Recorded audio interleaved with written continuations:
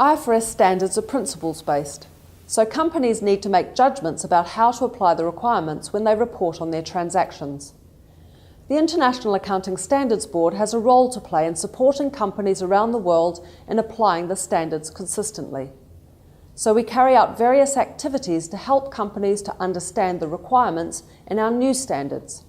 We also support the application of our existing standards, and for that, there is a dedicated committee called the IFRS Interpretations Committee.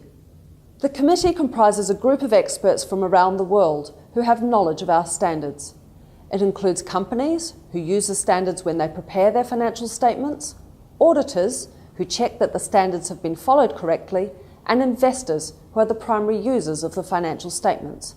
Regulators also participate in the committee's discussions.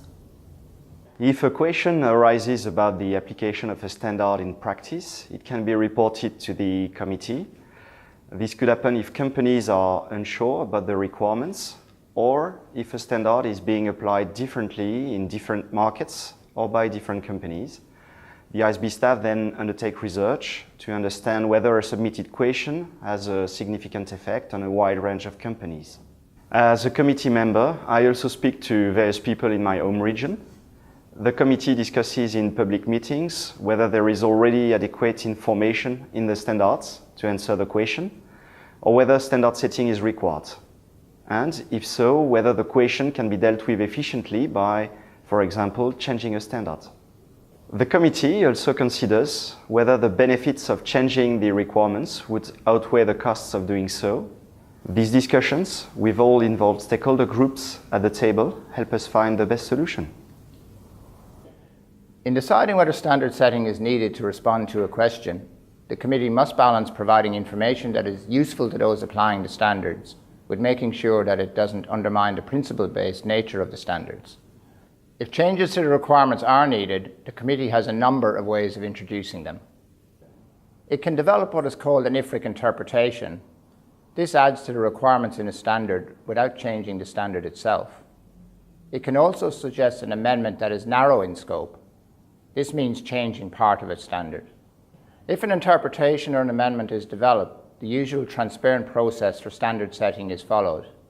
This allows people to comment on the proposals. But very often no change to the requirements is needed. If the committee concludes that no change is needed after looking closely at the question, the committee explains the reason for that decision in what is called an agenda decision. But that doesn't mean that no information is provided to help those using the standards.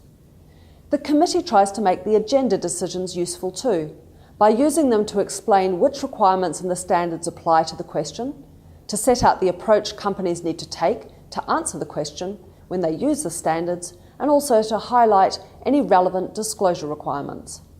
Agenda decisions are also subject to due process. They're open for anybody to comment for a 60-day period, after which the committee considers the comments received and decides whether it's appropriate to publish a final agenda decision. Our website includes more information about how the committee helps make sure IFRS standards are maintained and that they remain fit for purpose, and provides supporting materials on the application of the standards.